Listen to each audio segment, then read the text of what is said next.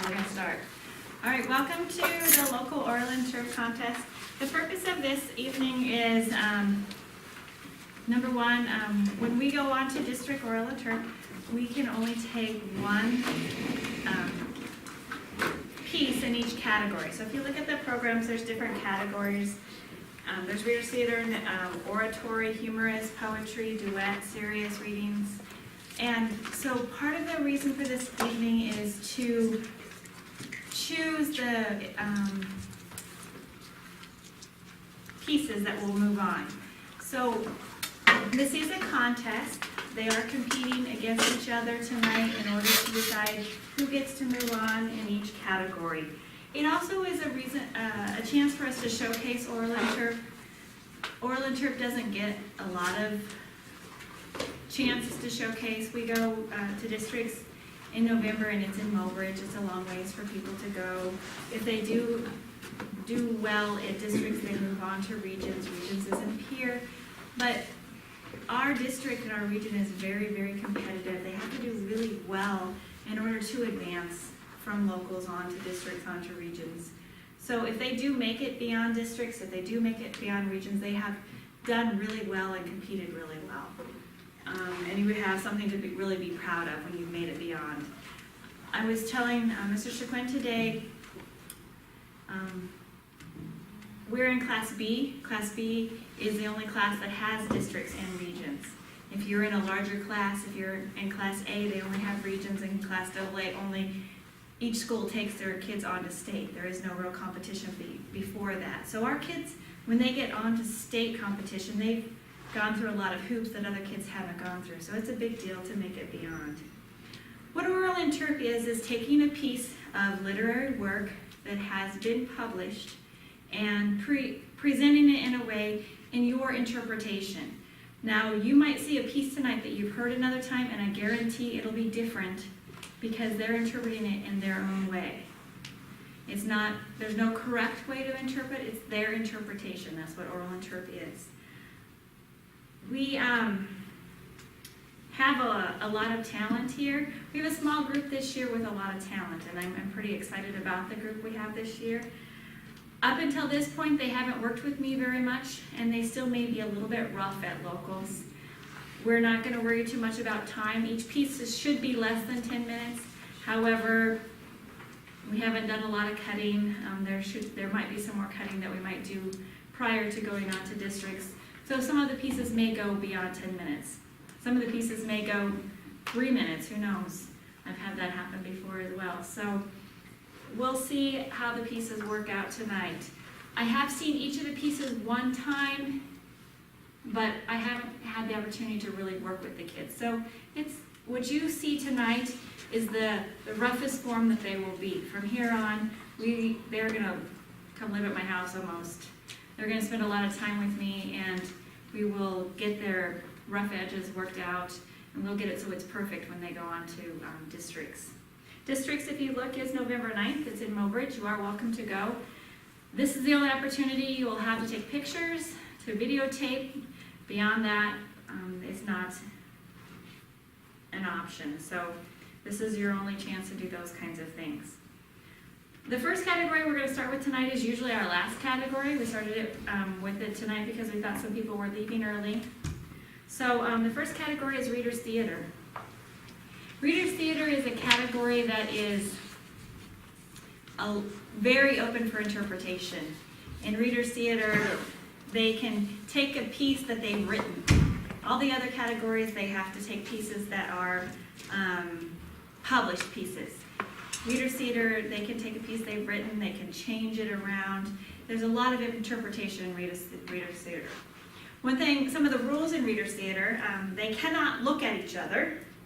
They can wave by someone, but if I'm having a conversation with Lincoln, I can't look at Lincoln while I'm having the conversation. And a lot of times you'll see him do it in the opposite direction in order to have that dialogue with someone. They also cannot touch each other, and they can't sing. Now they can do doo-wop, doo-wop, doo-wop or something like that, but they can't sing. So Reader's Theater is kind of tricky. Reader's Theater, part of Reader's Theater is the movement, the action. So, it is one of the funner categories. It's usually the end of an event.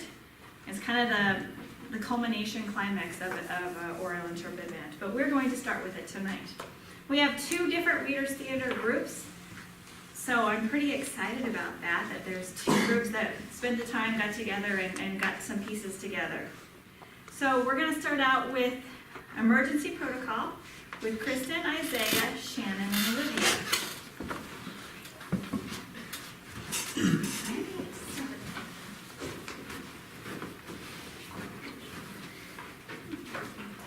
All right, whenever you're ready.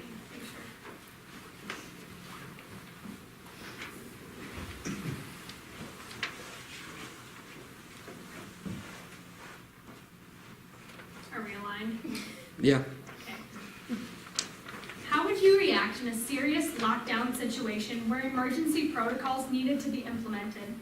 In the piece Emergency Protocols by Krista Bonnert, 4 high school students, Jana, Ben. Claire, and Taylor, speak to the grief counselor to give their side of the story. Each has a different experience, yet all have a similar reaction. Emergency Protocols by Krista Bonnert. Is it just me, or is it really hot in here? Could we, do this outside or something? I really need a drink. I'm not saying that because I think you'll give me a drink or anything. I'm just saying. Will this take long? I have stuff to do, but my teacher said everyone has to come and talk to the grief counselor, so here I am. Seriously, can't you open a window or something? Your office is super small. How can you even breathe? I don't get it. I mean, what's with people? There are hundreds of places to choose from. What makes someone wake up one morning and say, what will I do today? Let's see. Oh yeah, I'm gonna shoot up a school. I don't drink that often. What makes you think that? No, small spaces don't usually bother me. Not really. Hardly ever. It's just, don't you like to know where all the exits are when you're someplace? Come on, seriously. You don't have a beer in your desk or something? You listen to people whine all day long about their problems and you do that sober? Yes, I'm ignoring you. I don't need to be here. What are you gonna do, make things better? But since you insist that I actually speak, what do you want me to talk about? I get to pick? Really? Well, I choose the alphabet. Who cares where I was? I wasn't the person with the gun, now was I? A, B, C, D, E, F, G. Yeah? Well, I couldn't do that sober. I can't breathe. H, I, J, K, L, M, N, O, P. Did you hear that? What was that sound? I didn't come in here to talk about drinking. I was just joking around. Wow, you're pretty serious. Q, R, S, T, U, V. You're not gonna drop this, are you? Okay, fine. I see things sometimes. Having a drink calms my nerves. It's not a big deal. I was in the library when the announcement came over the intercom. Attention! This is your principal speaking. We are going into a lockdown. Please invoke emergency protocols. Repeat. Invoke emergency protocols. Whatever that means. No, I don't see things all the time. That would make me crazy. I'm not crazy. W, X, Y, and Z. Not bad, huh? I can even do it backwards. Z, Y, X, W, V. What? You don't hear anything? My mistake. I mean, the library. Everyone knows that's the last place you want to be. The crazy person always heads straight for the library. It's a gift. Not impressed, huh? Numbers then. I can do those too. 1 plus 1 is 2. 1 plus 2 is 3. I could see the door to the student parking lot. I mean, I could see out the window. The sky, the trees. Then I heard the footsteps coming down the hall. What does it matter what I see? Who cares? And there's 3 different doors into the library, but no way out. I heard the footsteps and I froze. I froze. I would have had time to make it out the door, but I froze. I couldn't move. It's not just what I see. There's sounds and smells too. Makes sleeping kind of hard. Does that ever happen to you? 1 plus 3 is what? I thought the deal was we all had to talk to you, but we could use our time any way we want. You can't make me talk about what happened. If you don't like my topics, I'll go back to my magazine.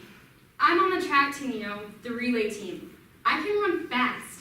If my feet would have moved, I would have been out that door into the gas station by the time those footsteps even rounded the corner. What do you care? Aren't you glad to get a half-hour break from hearing everyone's versions of events? Consider our session an extended lunch break. I think we were locked in there for 3 hours before it was all over. It felt like 100 years. Like time had stopped or something. What? Yeah, I was busted last week by the metal detector for carrying a pocket knife. I don't see what that has to do with anything. But my feet didn't move. Not one single step. Have you ever felt frozen? Like paralyzed in place? And you can't move because there's no safe place to go? I really wish you'd stop asking me to open up about my feelings. I don't have to talk to you. Why don't you just leave me alone? I carry the knife sometimes because it reminds me of my dad. It's not a weapon or anything. I'm sorry, I can't hear you. I'm actively ignoring you. If I could have just gotten my feet moving. A bunch of us huddled in the librarian's office. It was easier to see the doors from there. I forgot to take it out of my pocket on Monday, and I had it there on the weekend. I forgot to take it out before school. That's all. People would have lived if it hadn't been for me. I just kept thinking if the shooter comes in here, we're all dead. Look, I made a mistake. I'm not talking anymore about the knife. It has nothing to do with this.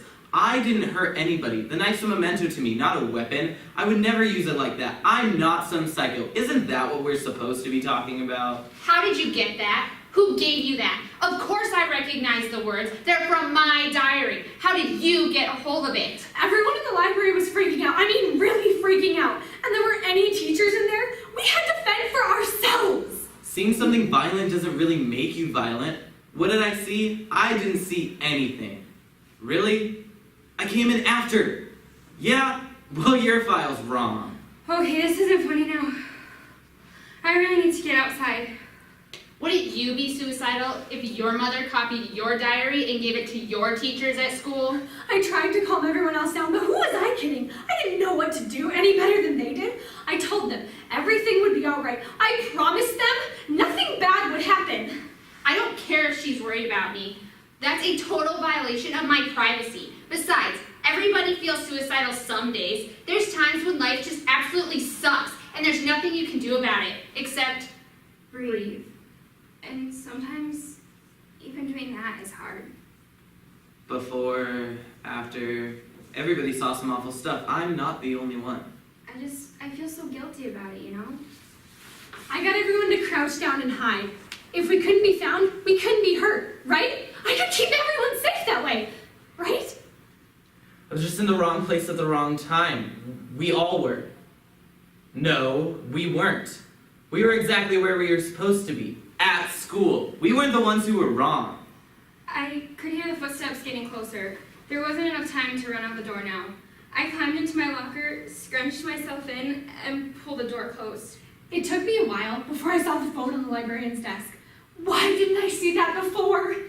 don't talk to me about my friend. You didn't know her. Don't talk like you cared about her. What do you know anyway? Did some crazy person ever blow your friend's face off? The door didn't close all the way. Oh God, the door won't close! The intercom system doesn't work that well in the gymnasium. Never has. All you hear when it goes off is garbled words. We were in the front foyer, the first ones to see. There was nowhere to go. If I could just call and get help, tell someone what was going on. But oh, please let the phone work. It was a lunch hour basketball practice. There was a big game coming up and we wanted to win. So anytime we weren't in class, we were in the gym. The footsteps were coming closer. So close. I wish I was invisible. I wish I was invisible. I wish I was invisible. It took just a second to decide. A second. Bang! You die, you live. No one is going to get hurt. Not on my watch. I picked up the phone and I dialed 911. The footsteps stopped right next to me. My locker door was ajar. No way out now. This was it. I was trapped. And then all hell broke loose in the hall. 50-50 odds. I'm still here. Why am I still here? I heard a noise down the hall. Lots of voices. The cops? And my best friend's not. We just finished practice and we were coming out of the gym. Didn't notice how quiet it was. Then I heard the footsteps run after the sound, but I didn't dare move. No one saw anything at first. Just loud popping sounds. Then some of my teammates went down. I heard a voice in the line. I don't think I've ever been so glad to hear someone's voice. See, I told you. I don't want to talk about my feelings. This space is safe. This space is safe. This space is safe. I was the last one out of the gym. I saw how it ended. Saw the shooter fall. Everyone fell. I was the only one on my feet. And I was down on my knees. I told the lady how many people were in the library, said we needed help. She said help was already there, but I could hardly hear over all the sounds in the hall. And it sure didn't sound like help was there. It was like sensory overload. The smells, the sights, the sounds. Still is sometimes. A policeman found me in my locker. I was in there for hours. I couldn't move, all closed in. I wanted out so bad, but how could I be sure it was safe to leave? I'm not lucky at all. It was just so random. I'm here because of a crazy person's whim. That's all. Not luck. Everyone in the library was safe, not a scratch on them. So see, everything is okay. I'm fine, really. Tell my mom to stop worrying about me. I'm alive, aren't I? The claustrophobia? No, it's not that big of a deal. I promise. It's just every so often it seems like a lot, you know? And I don't really know how to fix it. Do you?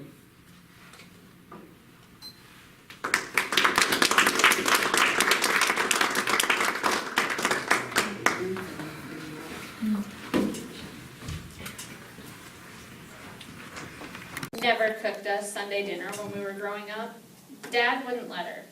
A real family eats out on Sunday evenings, he'd say. So every Sunday at 5, he'd pack us in the car and start driving, sometimes up to 2 hours for dinner at a truck stop. When you're a kid, if you remember, dinner is shoving a hamburger in your mouth and dropping the top half of the bun on the floor, ketchup side down, and eating it anyway. Not in our family. A truck stop incident by Jerry Rabushka. There were 6 of us. Don't forget, these were the days before the SUV and full-size van. It was a car, and not a 3-story, all-terrain, 4-wheel drive sports vehicle designed to take you unscathed through 3 world wars, plus enhance your love life. It was just a car. It had a moderate amount of air conditioning. The radio only played the country station. Dad, Mom, me, Georgia, Lynn, and Barry. All I know is my father must have hated my mother to make her babysit 4 kids in a car on a weekly road trip. Are we there yet? I have to go to the bathroom. And Mom says, no, you don't. You just went. Georgia could get pretty insistent. I do too. You don't know if I have to or not. And my old favorite, Mom, Barry's bothering me. He is not bothering you. He is too. He's bothering me because he exists. I said that every week. He still exists and he's still bothering me. Sit down. Barry, sit down. This is my monologue. We'll let you talk after everybody leaves. Barry used to sing. He hates this story, so I tell it all the time. The louder Mom turned up the radio, the louder Barry got. It wasn't even the same song. In the front seat, you heard Hank, Hank Jr., Tammy, George, Wyland, Willie, Patsy, and Loretta. And in the back, you heard Barney, Tarzan, Sesame Street, Pocahontas, and Blue's Clues. It was never quiet at home. Either the TV was on teaching Barry that garbage, or he was trying to sing it. You were too, and you're no better now. Now he dresses up in leather and sings Shania and Brittany as a novelty act with the local community symphony orchestra. We wait for the Beethoven. Anyway, on this particular day, we were going to a truck stop in a city called Oakesville, Mississippi. It's gone now. Oakesville and the truck stop after the incident. Now, I'm not saying all truck stop waitresses don't have any teeth. Not at all. That would be like saying everyone who shops at Walmart is obese and has an IQ of 39. And I'm not saying that all truckers are fat, ugly, and listen to Waylon Jennings all day long and have a 15-word vocabulary, 12 of which I can't use here. Oh, we learned a lot at a truck stop. Some had non-smoking sections, but we always had to sit in the cursing area. Which 12? See me after the speech. Barry, don't you dare. Who let him in here? Not everyone from Mississippi is an unclothed redneck bigot, but look, the waitress had no teeth. Well, she used to, but it looked like they wound up in Mom's vegetables. This is not grilled eggplant. Mom loved eggplant. And Dad's like, who orders grilled eggplant at a truck stop? Do you know how old that must be? And the waitress comes by, cracking her gums, smoking a cig. Honey, those teeth, not mine.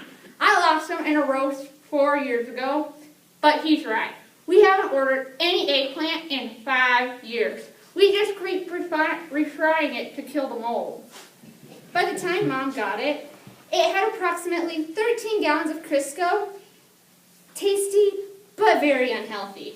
Barry, of course, was oblivious to the tea, the waitress, or the eggplant. He was singing I Just Can't Wait to Be King from The Lion King at the very top of his lungs. He only remembered one line, which is odd since these days he has memorized the entire book and lyrics from Chicago, Les Mis, and Mamma Mia. At the time, he knew one line, which he sang in countless melodic variations, none of which remotely resembled how the song was supposed to go. So these truckers can listen to Waylon Jennings sing the same song for 15 hours at stretch without a bathroom break, but they can't bear to listen to an Elton John song sung by a 5-year-old, and who can blame them? Finally, one of them voiced the opinion of the entire restaurant. Will you shut that kid up? Now that was music to my ears. Even Lynn and Georgia smiled. They're still submissive, but they smile occasionally. Why is my whole family in here? I am getting uncomfortable, and yes, it did happen this way. Well, after he bursts out with, will you shut that kid up? Everyone applauded, as if they had been transported to ecstasy through a performance of Beethoven's Ode to Joy. Mom thought she'd better take action. Barry, be quiet. I just can't wait. Will you shut that kid up? By round 5, things got ugly, and Barry was winning hands down. He somehow misinterpreted, will you shut that kid up, as sing very, very loud. And Mom would say, Barry, be quiet. But in that way, moms say it when they know they have no hope of you doing what they say, and it's just a show for the neighbors. Everyone could tell the difference. This is why Barry is such a disciplinary problem now. I don't care if he sings with a symphony. He still can't carry a tune across the shallow creek. The battle began. One of the truckers, a big, ugly one in a black muscle shirt that was about 43 pounds out of date, started to throw parts of his salad at our table. Personally and confidently, I was amazed he was even eating a salad. And even to my young mind, it looked like he was just using Barry as an excuse to unload his tomatoes and cucumbers. He wasn't throwing any of the cheese, ham, or bacon bits. Just the non-fat portions of his meal was being launched over at our table. And Dad, who had been to every truck stop from Miami to Los Angeles and from Baltimore to Kalamazoo, well, he'd never seen anything like this before. So he took his entire portion of chicken fried steak and heaved it right into the trucker's salad plate. sending bits of lettuce and green onions all over the trucker, as well as several surrounding tables. Right after the splat, Barry just one more time had to say it. I just can't wait to be king.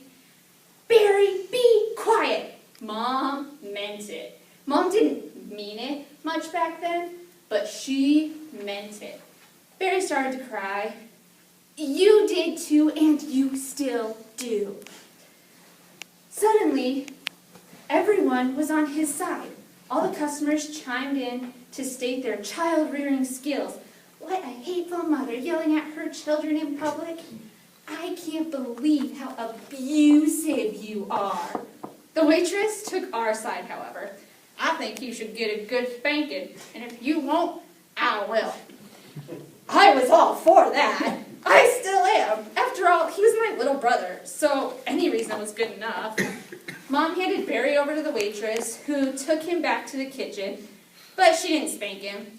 She gave him cream pie and a sedative.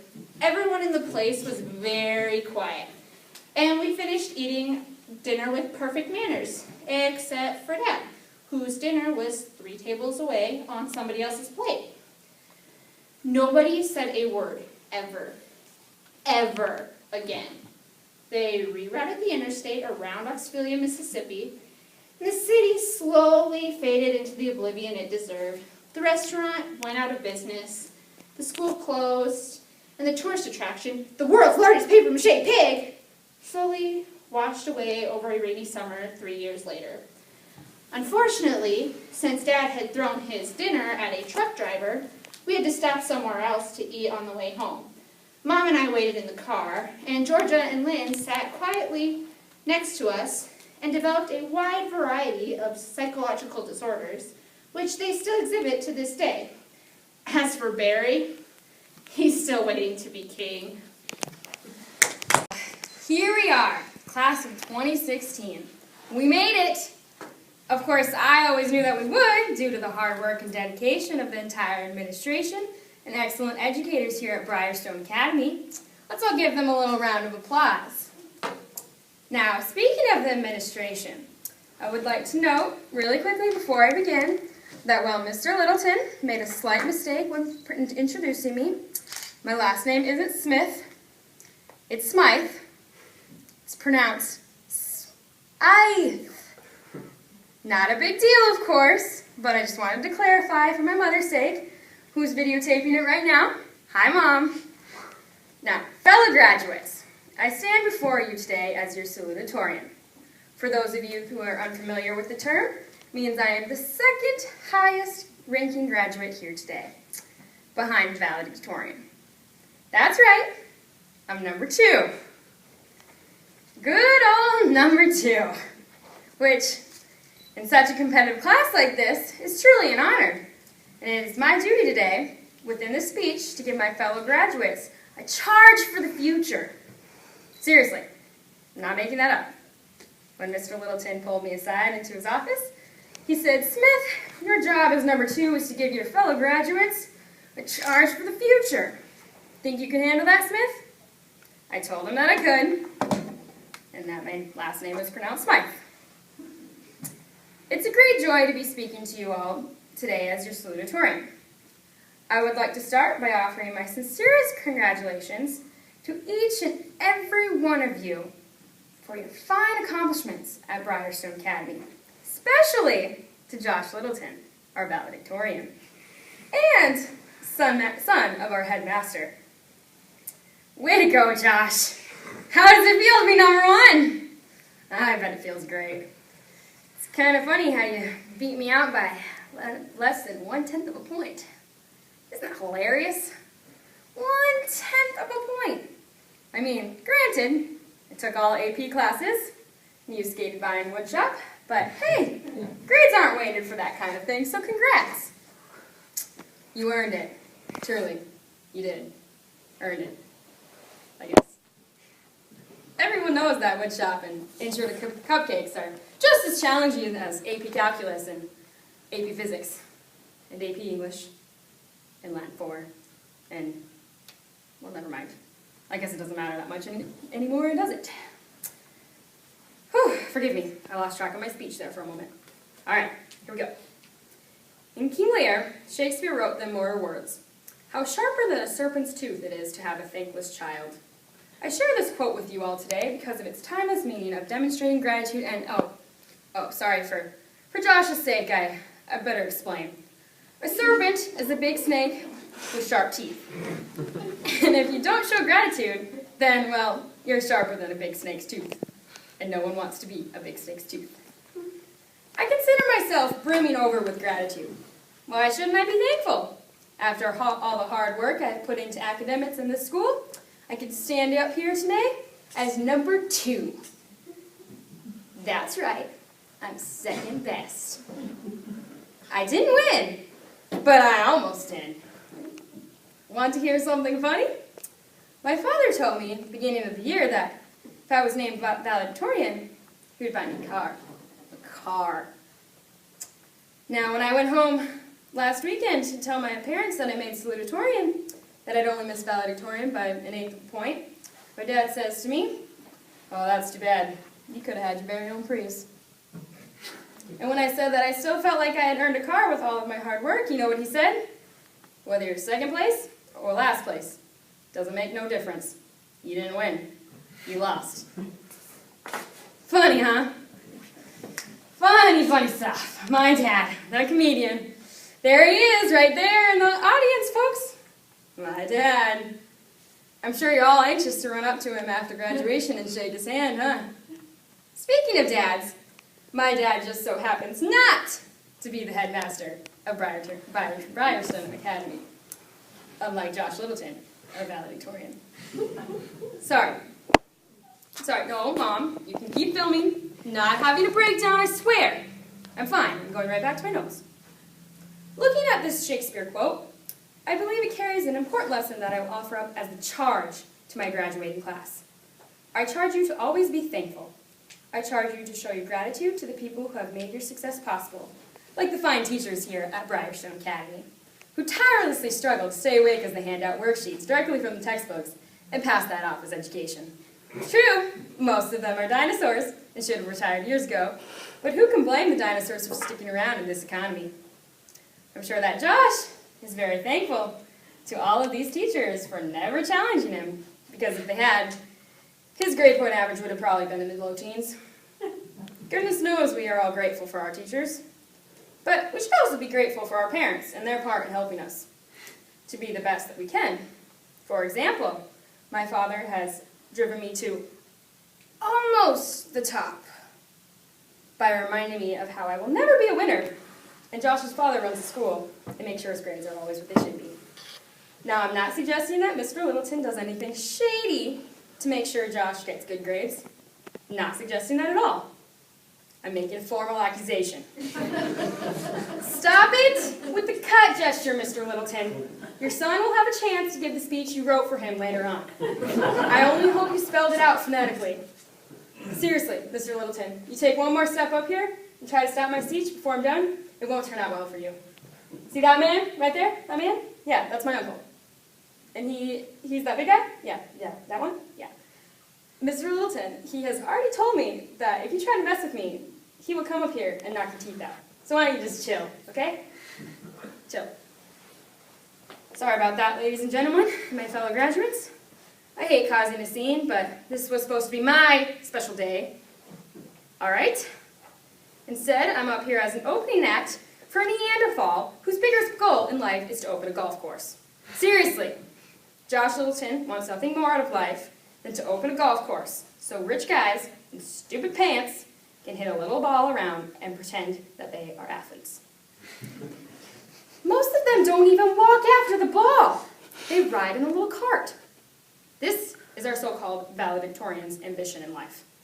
Not to cure cancer or be president of the United States, but to basically own a business that is just one big lawn with 18 holes in it. Doesn't anyone else find that a little bit crazy? Why did I even bother to study so hard? Tell me, what was the point? I'd rather be number 20 than number 2. How many successful people boast about being first runner-up in their high school class? My SATs My SAT scores were through the roof. I've never gotten a B in my entire life. And for what? For what? Here's a charge for you, fellow graduates. Ingratiate yourselves to important people. Clearly, that's the only way to get ahead in this world. Take the easy way out. Step on the backs of the working men. Hire brains to do all the work while you take all the credit. That's my charge to you. Look out for yourselves. Wow, okay, I don't know where all that came from. I must be a little tired. You see, I was up all night writing the speech about gratitude, with the Shakespeare quote and everything, and I probably should have had a little nap before graduation. Really, I'm grateful for everyone who has helped me out on my journey to become salutatorian. Of course, that everyone is pretty much just me. After all, I did all of my own work. Fat lot of good it did me now. I never got a handout from anyone, not even a good job from my folks at home. No, Mom, you keep filming. Don't you put that camera away. We can show this footage to Grandma at Thanksgiving. That is if I ever come home from college. You know what, fellow graduates? Forget the Shakespeare quote. In fact, I'm here to tell you today that I'm done playing nice. I'm done keeping my head down and saying thank you to every authority figure out here. Want to hear the truth? Thanks for nothing. And here's a little news for you, Mr. Fancy Pants Shakespeare. A serpent's tooth ain't got nothing on me. So long, fellow graduates. I'll see you at the 10th reunion when I'm a millionaire and you're all stuck in this little town. How's that a charge for the future, Mr. Littleton? 10. A student calls one of their classmates ugly. 9. She cries herself to sleep that night. 8. She wakes up and goes to school wishing the world would have ended that night. 7. She arrives at her desk only to see that someone left a note for her. 6. She opens the note, and 5. It reads, slut. The same thing that she's been called the past 3 years of the so-called best years of her life. 4. The writers of the note simply laugh. Just a joke. 3. She goes home, again wishing the world would have ended. But 2, it doesn't. 1, simply doesn't want to live anymore. Bullying still continues to this day by Shane Koizikin. When I was a kid, I used to think that pork chops and karate chops were the same thing. I thought they were both pork chops. And because my grandmother thought it was cute, and because they were my favorite, she let me keep doing it. Not really a big deal. One day, before I realized fat kids aren't designed to climb trees, I fell out of a tree and bruised the right side of my body. I didn't want to tell my grandmother about it because I was afraid I'd get in trouble for playing somewhere that I shouldn't have been. A few days later, the gym teacher noticed the bruise and I got sent to the principal's office. From there, I was sent to another small room with a really nice lady who asked me all kinds of questions about my life at home. Saw no reason to lie. As far as I was concerned, life was pretty good. I told her whenever I'm sad, my grandmother gives me karate chops. This led to a full-scale investigation. And I was removed from my house for 3 days before someone decided to ask how I got the bruises. News of this silly little story quickly spread through the school, and I earned my first nickname, Pork Chop. To this day, I hate pork chops. I'm not the only kid who grew up this way. Surrounded by people who used to say that rhyme about sticks and stones, as if broken bones hurt more than the names got called, and we got called them all. So we grew up believing no one would ever fall in love with us, that we'd be lonely forever, that we'd never meet someone to make us feel like the sun was something they built for us in their tool shed, so broken heartstrings bled the blues as we tried to empty ourselves so we would feel nothing. Don't tell me that hurts less than a broken bone, that an ingrown life is something surgeons can cut away, that there's no way for it to metastasize. It does. She was 8 years old. When she got called ugly, we both got moved to the back of the class, so we would stop getting bombarded by spitballs. But the school halls were a battleground, where we found ourselves outnumbered day after wretched day. We used to stay inside for recess because outside was worse. Outside we'd have to rehearse running away or learn to stay still, like statues, giving no clues that we were there. In grade 5, they typed a sign to her desk that read, "Beware of dog."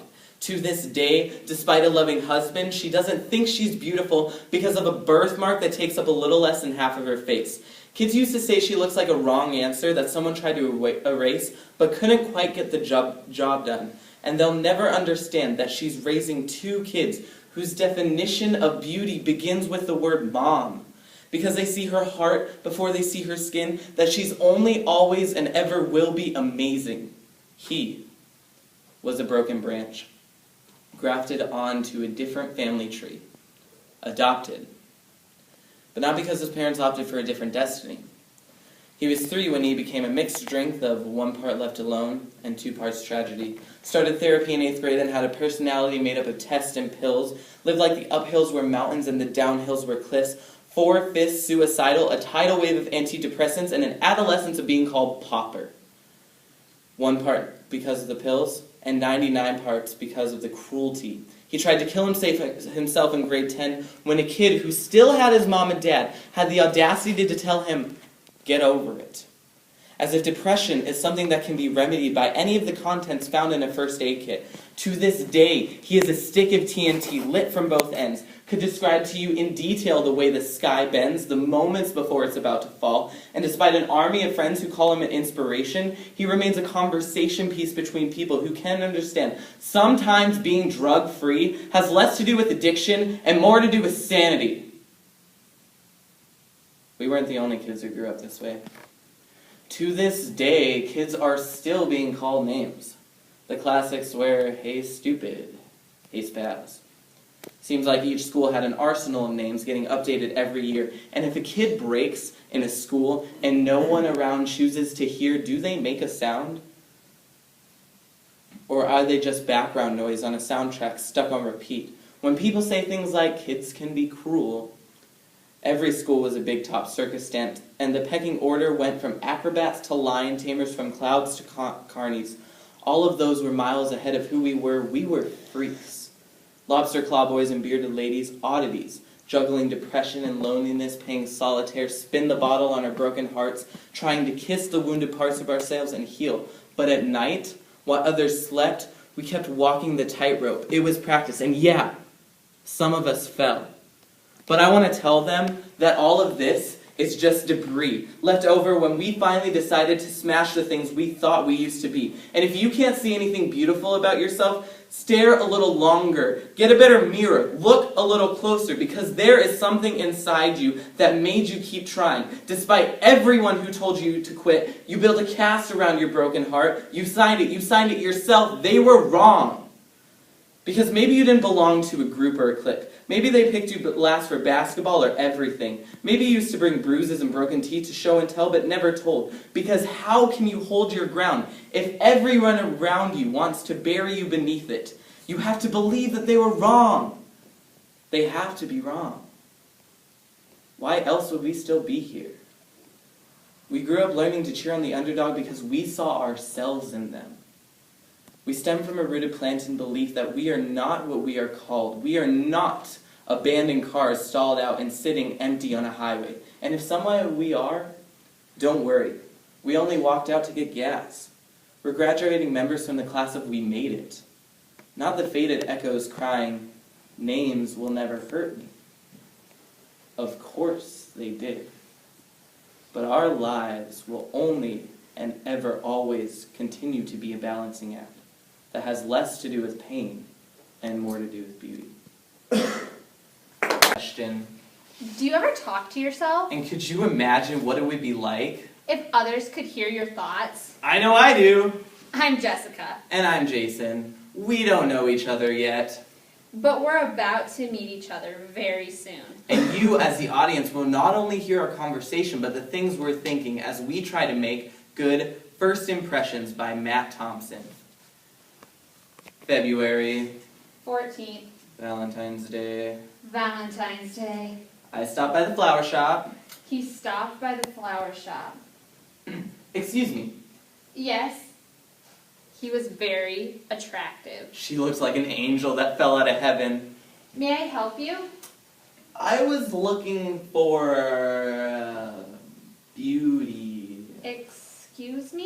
I mean, I was looking for something beautiful for a special woman in my life. Married, Well, not the woman of my life. girlfriend, In fact, she's not even that special. commitment issues, I mean, it's for my mother. Freudian issues. It's her birthday, and I wanted to get her something pretty special for this occasion. Your mother's birthday is today? On Valentine's Day? Yes. How old is your mother? I don't know. I never asked women their age. Witty. Do you know what you would like to get her? I don't know much about flowers. Well, how about an Abaton Mega Ponticum? She's smart. Or some Solium Castastrums? She's really smart. You know what? I may have just what you want. I have a beautiful set of Magnifolia rosescas. Yes, you do. I noticed that when I walked in.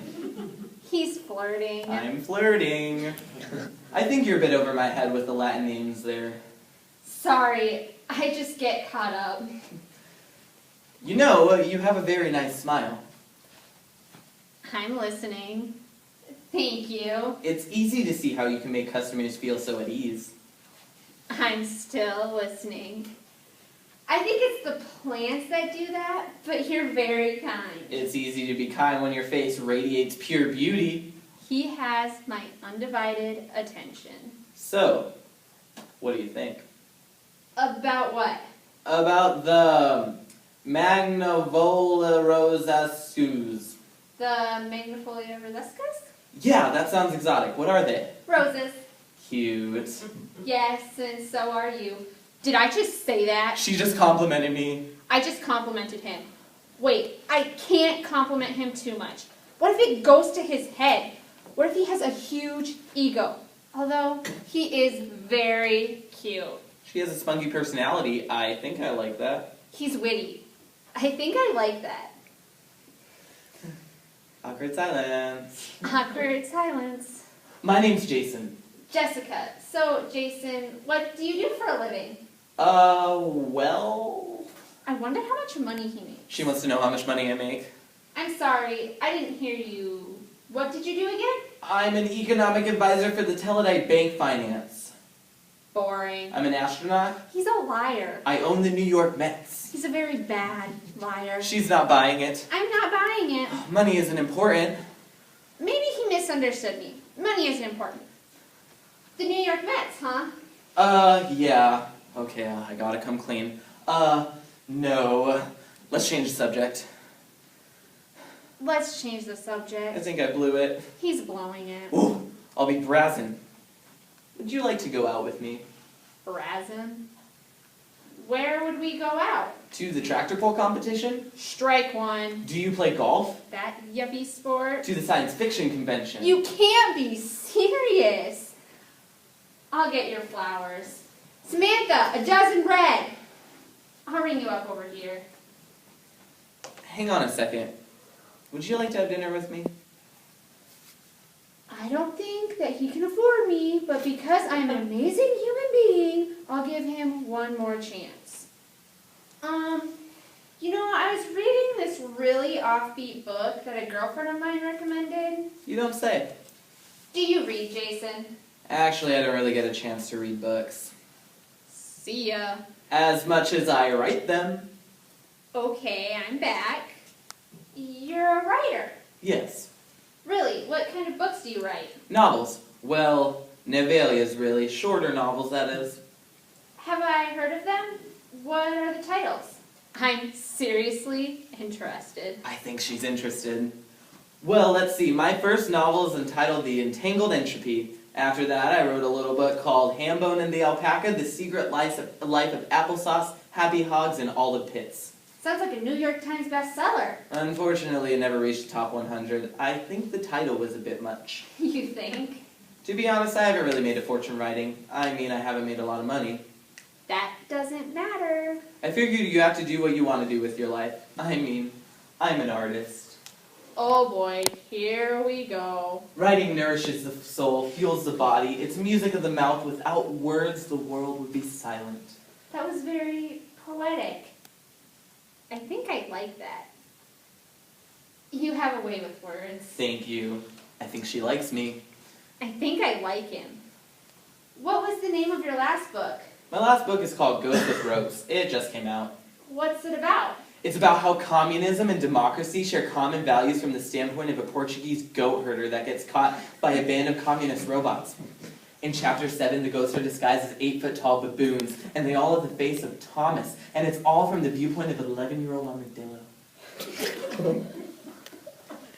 Uh-huh. How interesting. Oh, I also wrote this other crazy little book. It's out of print. Nobody ever read it. What's it called? The World's Best Peanut Butter Horse. Get out of town. That's the book I'm reading. You're kidding. No, I'm serious. That's unbelievable. That's amazing. I've never run into anybody that's read my stuff. This is incredible. I'm a bit overwhelmed. I'm a bit overwhelmed. And what about you? How long have you been here? I own the place, Jessica's Plants and Flowers. It's always been my dream to own a plant store. You know, if you had 2 cousins named Paul and Nate, you could call your shop Paul and Nate's Fungi Garden. I make a funny joke, she laughs. He makes a bad joke, I give him a courtesy laugh because I'm elated and drunk in the mind. So it's your mother's birthday. Yeah, the entire family will be there. You'll see. I'll see what? My family, when you meet them. I mean, one day when you meet them. Did I just say that? Did he just say what I think he just said? I said that. So, about dinner. How about tonight? Today is Valentine's Day. Today's Valentine's Day. I know. Tonight, aren't you spending time with your mother? She goes to bed at 7. I could come by and pick you up here at the flower shop, say around 8 o'clock. I'm a little flustered, but excited at the same time. Oh, well, you know... I came on too strong. I'm not sure. She's not into me. I'll have to check my schedule. Flat out rejection. I don't have any plans tonight. She has big plans tonight. She must have had 1,000 guys ask her out for tonight. Nobody asked me out tonight. A girl that beautiful can't be single on Valentine's Day. I am single on Valentine's Day, but by choice. I wonder who she's going out with. Demetrius Hayden did ask me out. Probably some chisel-looking 6-foot guy with dark hair and a low voice. He's a foot shorter than me, doesn't brush his teeth, and has a hairy back. I haven't got a chance. He's charming. He's a writer. How cool is that? I'm nervous. I'm nervous. Thank you, Samantha. Here are your 1 dozen red roses. Great, so about tonight, what do you say? Well, Here it comes. you know what? A glimmer of hope. I might be able to switch some things around. Score! Yeah, all right, do a little dance. Yeah, Great, so pick you up at about 8.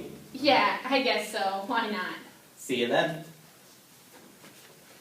Want to play Desert Island Disc? What?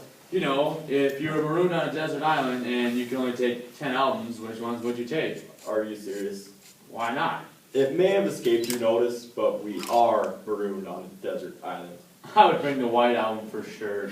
The White Album. You know, the Beatles. You're so predictable. Can you even name one song off the White Album? Well, You're just saying the White Album because you think you should, because you think it's cool.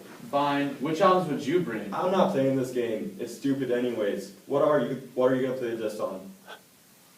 Well, Are you the professor on Gilligan's Island? Are you gonna play the CD on the coconut and some fishing line or something? there's no coconuts anyway. You see, it's stupid. Can we talk about something else? Okay. Well, like what? I'm taking a nap. I know. If you were marooned on a desert island with just one other person, who would you want that person to be? Well, I know who I wouldn't want it to be. I think I'd take Cindy Crawford. Cindy Crawford. What's wrong with that? Not some brilliant man of letters or some fantastic storyteller, but Cindy Crawford. Well, First of all, join the 21st century, would you please? Cindy Crawford is like 80 years old. You could at least pick someone current. well, you know what I And mean. second, assuming Cindy Crawford or any other gorgeous model were on this beach instead of me, which I wish she was, what makes you think she would want anything to do with you? What do you mean? Okay, look it. here's your supermodel, right? Like beautiful, sexy, maybe even smart for all I know. She can have anybody she wants. And here's you, some pathetic loser who's too dumb to even steer a boat. You were just as lost as I was. And you think you're in her league. Well, but she'd have to, wouldn't she? I mean, it would be our duty. Your duty. You know, to repopulate the species. You're marooned on an island. You're not the last two people on Earth. How do we know that? Repopulating the species doesn't come to it. Just because we steer our boat into this stupid island, there's no reason to assume that the rest of the population has suddenly just vanished. But they could have been wiped out by a nuclear catastrophe. Do you see a mushroom cloud? Besides, a bomb big enough to wipe out the whole world would have wiped us out too. Or a killer virus. How do we know? Look, I promise you, we are not the last two people on Earth. I didn't say... Okay, everyone is just fine, and pretty soon here they're gonna notice we didn't come back and they'll come look for us. I promise. I know that. And before you ask, I would not repopulate the Earth with you, even if it weren't biologically impossible. Now, can we stop playing this stupid game? You're driving me crazy. It's bad enough being marooned on a desert island with a hat without you bringing it up every 8 seconds. I was just trying to pass the time. Why don't you think of something to talk about? You know what? Why don't we just shut up for a little while, okay? Fine. Perfect. Why do they call them desert islands? What? I mean, look around. Does this look like a desert to you? Where's the cactuses and tumbleweeds? Where's the bleached buffalo skeletons? Ingenious point. I mean, okay, there's sand. But that's because it's a beach. It's not a desert. I think they probably mean desert as in deserted. Oh. If they mean deserted, why don't they say it? If they mean deserted, why don't they say deserted? I don't know. Who's they, anyways? It's irritating. Look, if you don't want to call it a desert island, don't. I don't give a rat's patootie what you call it. You could call it Terabithia for all I care. I'm just concerned about getting away from here and away from you. You really mean that, don't you? Huh? I can't believe I didn't see it before. You didn't see what before? A pathetic halfwit? You called me a pathetic halfwit. Now look. No, you said it and you meant it. Ray. 15 years! 15 years we've been friends, you never respected me. Ray, Not I'm really. sorry. You know I'd really want to be marooned with. Not Cindy Crawford. I want it to be you. How's that for pathetic? I said I was sorry. No, you're right. I am a pathetic loser. Why else would I let you treat me the way you do? What way? You're always insulting me. You always call me dumb. You shoot me down on every idea I have. Everything's my fault because I'm such a screw up. But I don't mean... You do mean it. Ray! Just admit it. You think I'm a dumb, pathetic screw up. Just admit it. I really don't know what you want me to say here, Ray. Just tell me the truth. Get it on the table and we'll both feel better. Okay, fine, Ray. You're a dumb, pathetic screw-up. But so am I, Ray. I'm just as much of a loser as you. Who was navigating the boat, Ray? Was it you? No, it was me. I'm the one who got us lost, not you. How many sailors do you know can get lost from sailing from Los Angeles to Long Beach? You want to talk But about I'm the one who was pathetic. driving when we ran aground. You see, we're even. Mike and Ray, the two lousiest sailors on Earth. And proud of it. You know it! I'd pick you to be marooned with. I mean, not Cindy Crawford. Mike, Ray? do you ever get depressed? I mean, sometimes don't you think they're never going to find us? Then we'll die out here. Ray, it's been like 2 hours. I hardly even think we've reached the urine drinking stage yet. They probably haven't even noticed we're missing. Get a grip. Mike, Ray, what? promise me something? What? If anything happens to me, say I die or something, you'll eat my flesh to stay alive. Oh, for Pete's sake! I'm serious. It's not good for both of us to be starving to death. Okay, no one is going to starve to death. We've been out here for 2 hours. We can't be very far from the shipping lanes. They are going to find us. Besides, there's enough food on that boat to feed a small army. Well, you can't be sure. Promise me. What? That if something happens, you'll save yourself and eat me. Fine. I solemnly swear that if Ray dies, I will eat his flesh. What about you? What about me?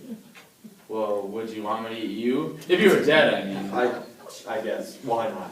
Thanks, Mike. I don't mention it, man. Should we be building a signal fire or something? Nah, I wouldn't bother. You wouldn't bother. How's anyone going to know we're out here? Oh, I imagine the Coast Guard will see the boat, especially since you insisted on painting it bright yellow. But how can you be sure? Because that boat sitting out there looks a lot like a Coast Guard boat to me. You're right, it is. And there's 2 guys in a dinghy coming straight for us. I wondered if you'd spot them. Thank God. Hey, officers! Boy, am I glad. Detention.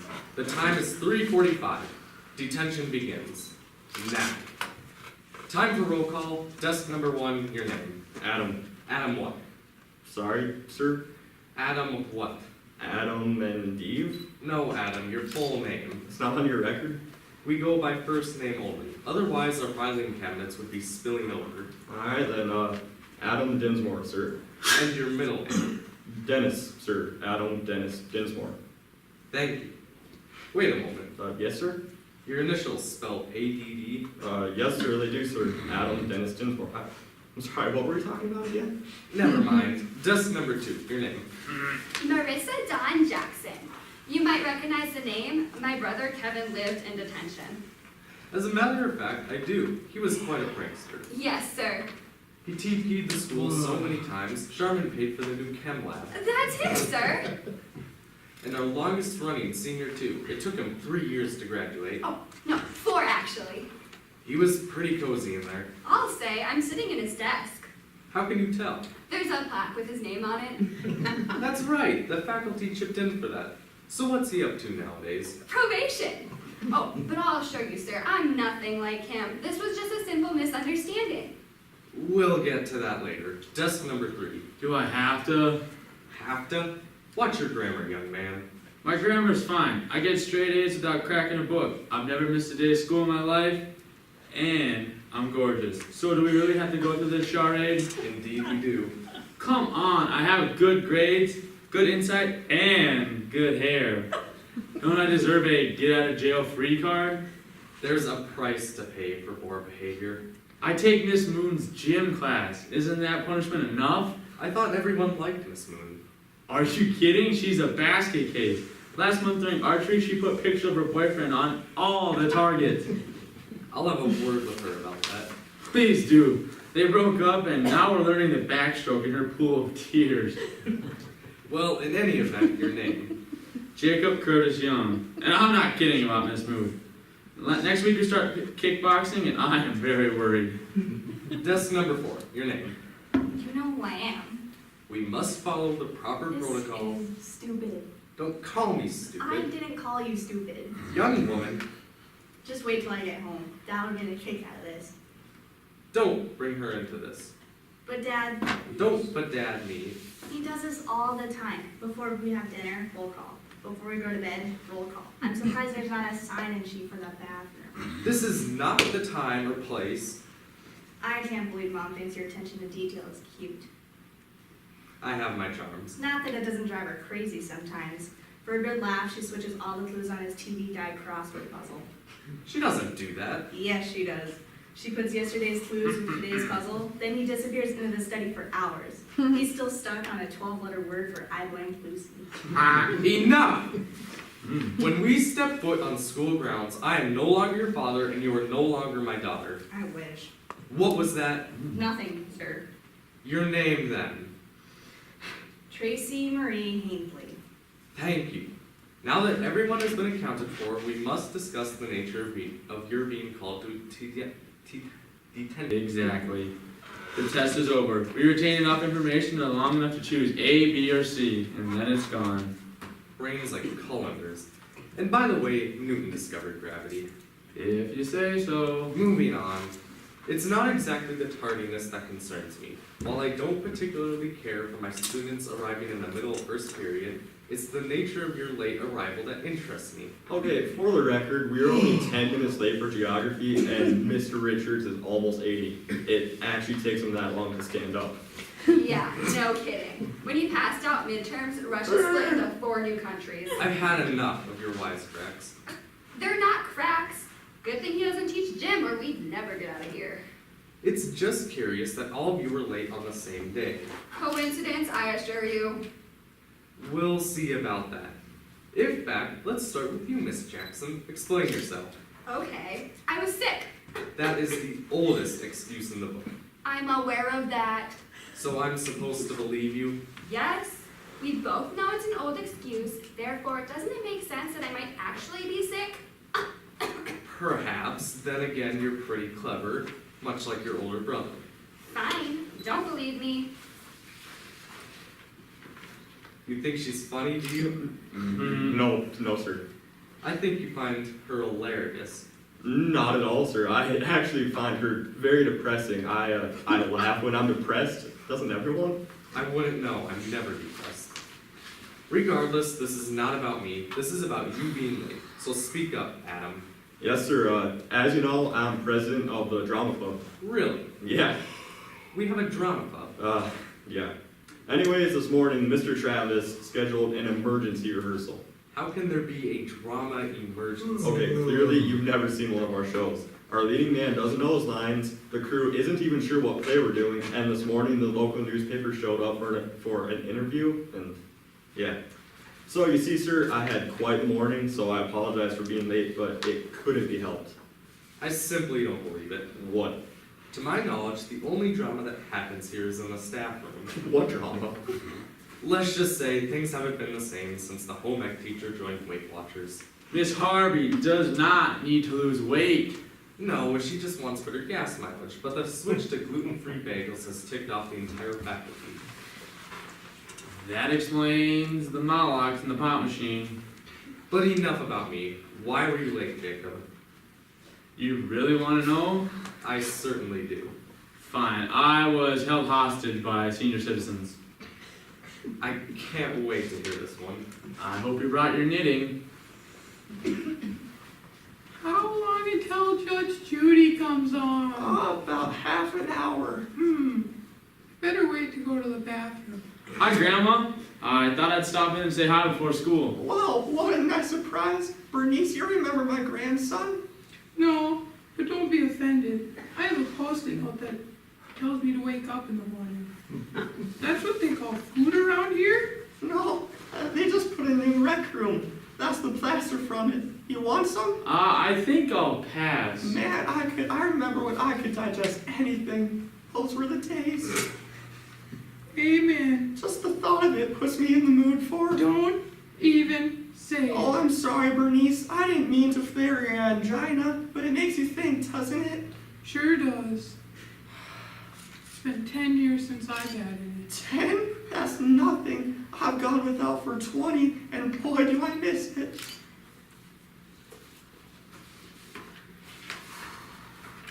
I don't think we should be talking about sex. Sex?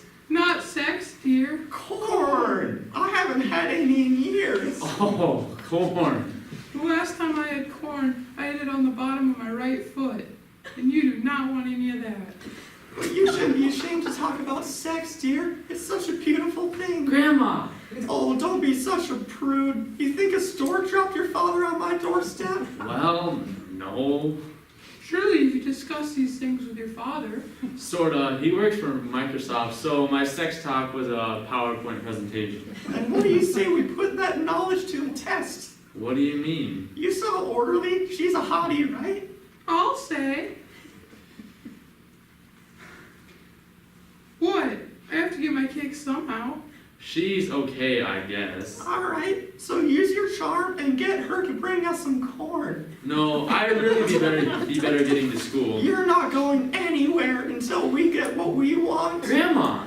I'm not all sugar and spice, you know. One call to the front desk and I have this place on lockdown. Lockdown? This is a joke, right? You wish. But I have school. Only if you play your cards right. 30 years as principal, and I thought I'd heard it all. I don't think I can take much more of this. That suits me just fine. So are we dismissed, or what? I don't understand what's gotten into you people. For years you've been the example. Now suddenly you're the delinquents. It doesn't add up.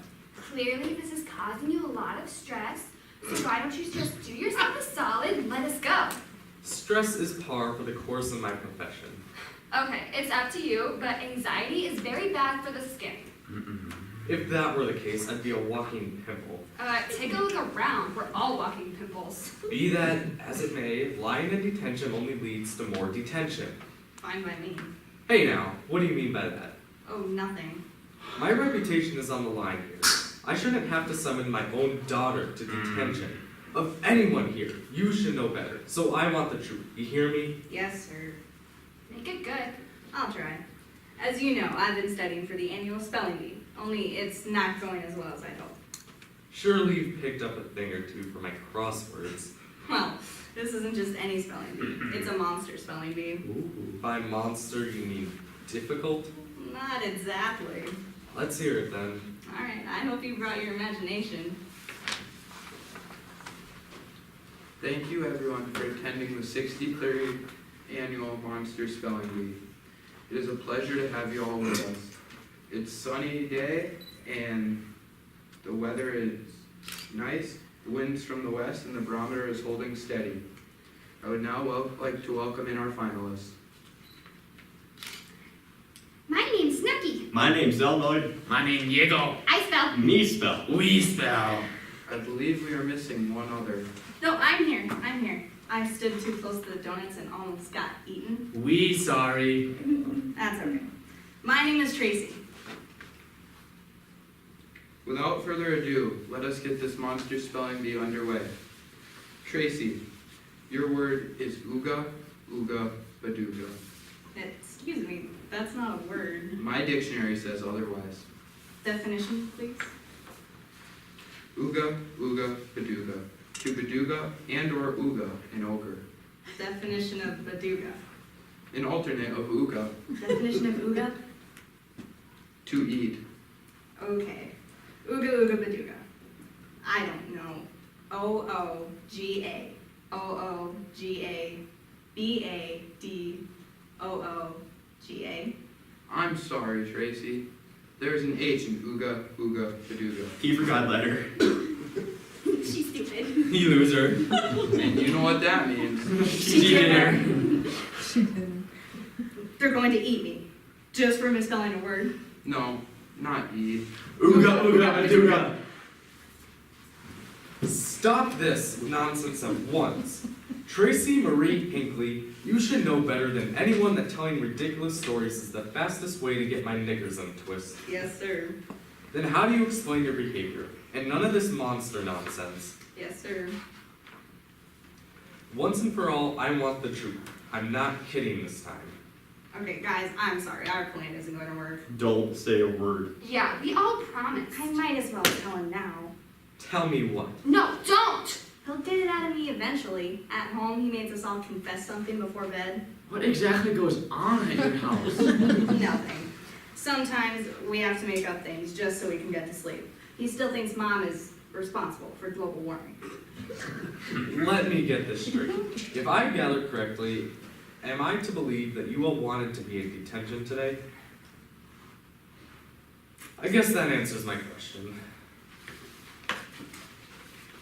Well, your stories ran right through dinner. We better get a move on. Detention adjourned. Countrymen, lend me your ears. I am honored that you chose me to help you celebrate your graduation today. I can only assume I am here today because my subtle and layered work in a timeless classic entitled Deuce Bigelow, Male Gigolo. And for that I say, you're welcome. I'm truly, truly delighted to be here at Harvard. I graduated from Boston College, which some call the Harvard of Boston. But we all know that Harvard is the Harvard of Harvard, and you can quote me on that.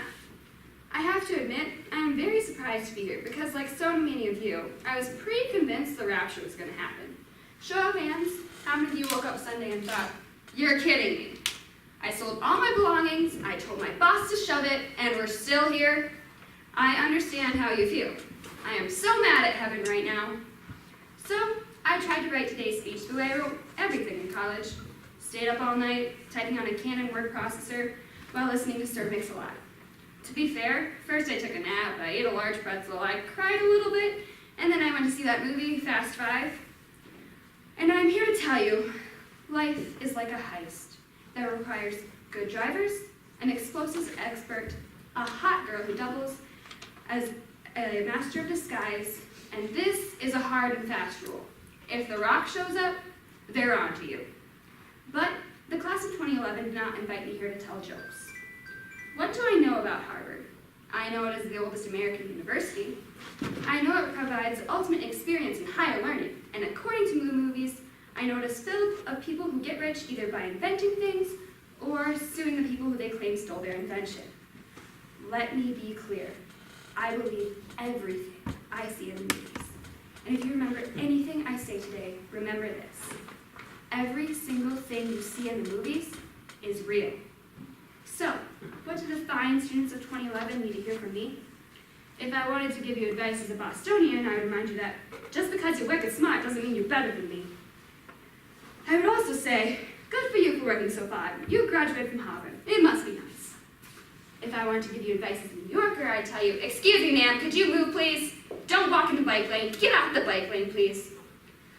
And if I wanted to give you advice as an actor, I would say this. Don't do it. Don't be one. There are too many. I have a lot of talented friends who aren't working. Sorry, no more room at the inn. I bet you are great, but just work with the human genome instead. You're all smart and sophisticated people. You know the world in a way that my generation never did. Because of that, I realize I don't have nice advice to give you. In many ways, I learned from you.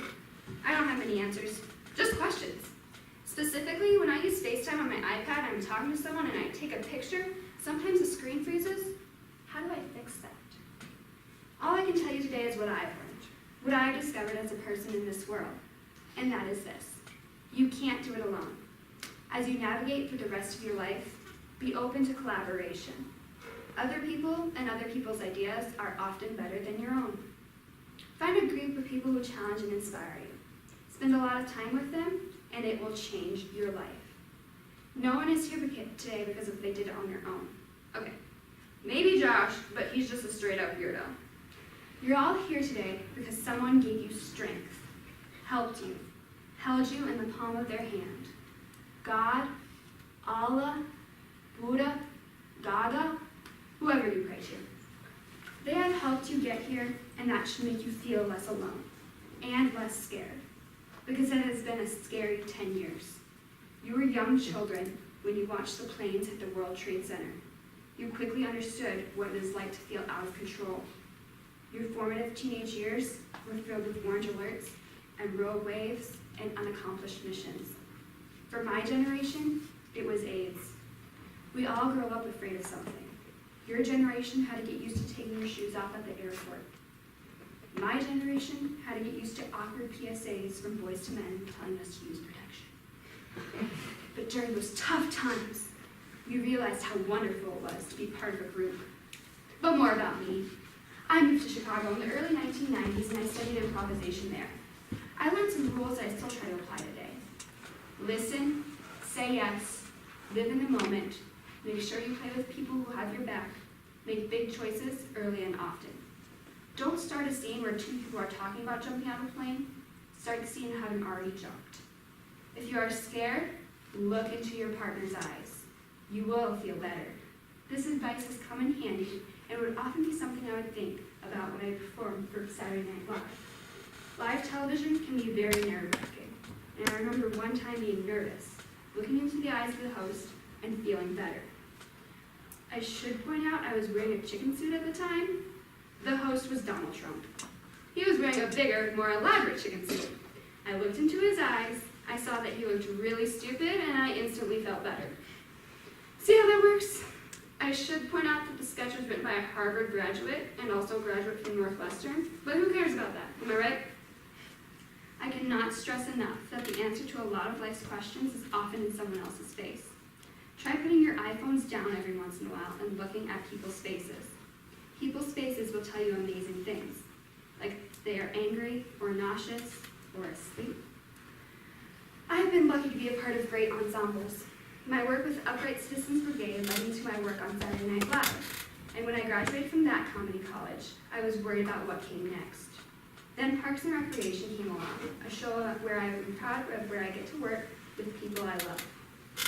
You never know what is around the corner unless you peek. Hold someone's hand while you do it. You will feel less scared. You can't do this alone. Besides, it is much more fun to succeed and fail with other people. You can blame them when things go wrong. Take your risks now. As you grow older, you become more fearful and less flexible. And I mean that literally. I hurt my knee on the treadmill this week and I wasn't even on. Try to keep your mind open to possibilities and your mouth closed on matters you don't know much about. Limit your always and your nevers. Continue to share your heart with people even if it's been broken. Don't treat your heart like an action figure wrapped in plastic and never used. And don't try to give me that nerd argument that your heart is a limited edition Batman with silver battery and therefore it stays as the original package if it increases value. Watch it, Harvard. You're not better than me. Even though, as a class, you're smart, you're still allowed to say, I don't know. Just because you're in high demand, you're still allowed to say, let me get back to you. This will come in handy when your parents ask you when you plan to move out of their basement. And you answer, I don't know, let me get back to you. Which leads me to my final thought. Would it kill you to be nicer to your parents? They have sacrificed so much for you, and all they want you to do is smile and take a picture with your weird cousins. Do that for them. And with less eye-rolling, please. And so, class of 2011, it is time to leave. Oprah has spoken. So I'll end with this quote. Hey ya, hey ya, hey ya. Hey ya. Hey ya, hey ya. Hey ya, hey ya. All right, all right, all right. All right. All right. The group, Outcast. The song, Hey Ya. The lyrics, nonsense. I'm sorry, it was really late when I wrote this. This is what I want to say.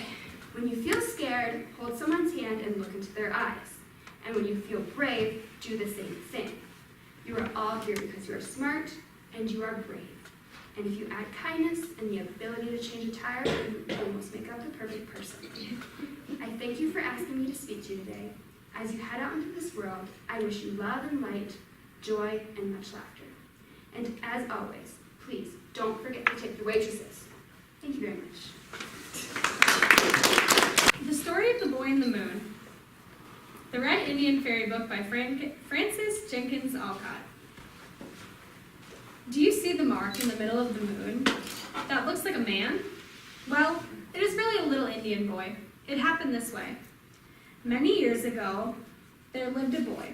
One winter, he saw that his people had nothing to eat. He dreamed that they killed a lot of caribou. He told his dream in the morning, and the braves set out to hunt. But before they went, the boy made his uncle promise that he would give him the meat of the leader caribou. The uncle killed the leader, but when he came back from the hunt, he gave the boy the wrong meat and kept the right meat for himself. When the boy felt so badly he cried for 2 nights, and on the 3rd night, he disappeared. He wore marten skin pants, and in the morning, his uncle saw the left leg of the pants hanging on the tent pole in the hole where the smoke goes out. And when the uncle went outside the tent, he found that all the caribou that they had killed the day before had come to life again and run away. As for the boy, he had gone up to the moon, and he is there now, with one leg bigger than the other because the right leg has its pants on. From his hands hangs the little bag of the wrong caribou meat, and during autumn and winter, when the sky is clear, you may see him standing on the moon. The Story of the Northern Lights. Once there was a chief who only had one son. The boy worried his parents very much because he never played with the other boys or girls in the village. Every day he took down his bow and arrow and went away, no one knew where. And when he came back, his father asked him, "Where have you been? What have you seen?" But he never answered a word. One day the chief said to his wife, "Our son must be watched. I will follow him." So the next day the boy took down the bow and arrows. His father followed his path. They had traveled along for some time until the chief felt himself walking over a trail of dim white light. Then his eyes were closed by an invisible power, and he saw nothing more. When he could open his eyes again, he was standing in a strange country, lighted by a dim white light, and the people walking about him were different from any